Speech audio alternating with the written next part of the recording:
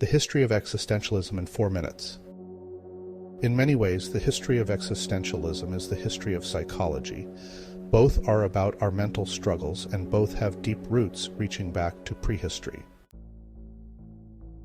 For this fast-paced version, let's focus on the key thinkers, beginning with Schopenhauer.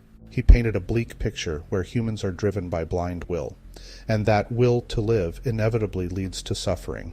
While other traditions, like Buddhism, focus on alleviating suffering, Schopenhauer embraced the darkness and advised living an ascetic life of minimal pleasures and desires. This bleak outlook set up existentialism's focus on the absurd nature of existence.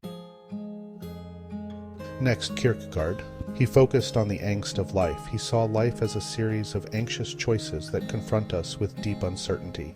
In my writing, I reframe his leap of faith towards Christianity as a leap of faith toward each decision.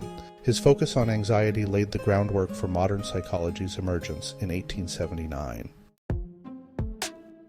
Then came Nietzsche, who took Schopenhauer's pessimism and transformed it into a call for action.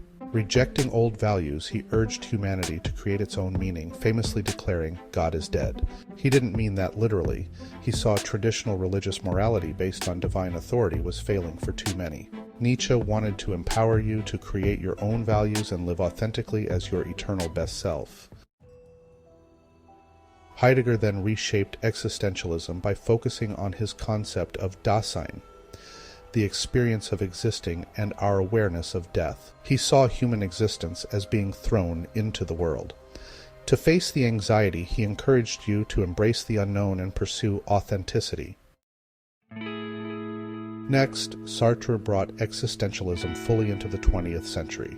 He argued that existence precedes essence, meaning we aren't born with a predetermined purpose. Instead, we must create our own.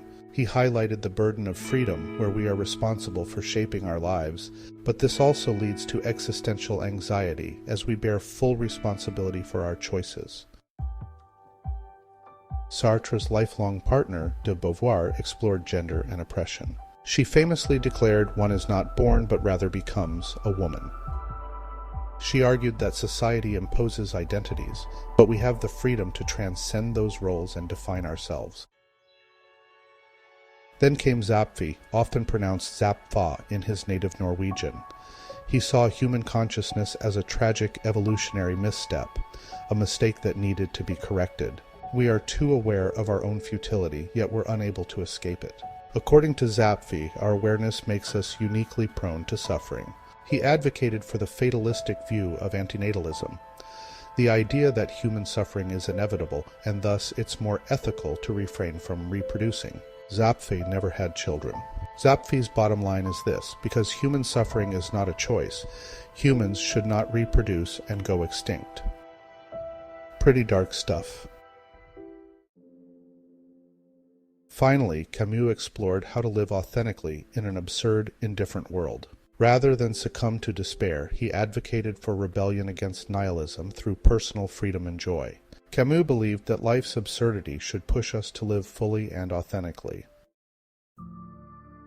In many ways, modern existentialism crystallized around the ideas of human freedom and our search for meaning. I'm Michael Alan Prestwood, and that's a 4-minute history of existentialism. These thinkers offer us two paths, one leading to despair and nihilism, and the other leading to a life lived fully and authentically. For a deeper understanding of how existentialism fits within the story of modern human thought, get my new book, 30 Philosophers. It tells the story of our best ideas over the last 5,000 years, harness our best accumulated knowledge to forge a deeper understanding of our world. Thanks for watching. Please like this video. If you are new here, please subscribe and join our community of thinkers at touchstonetruth.com.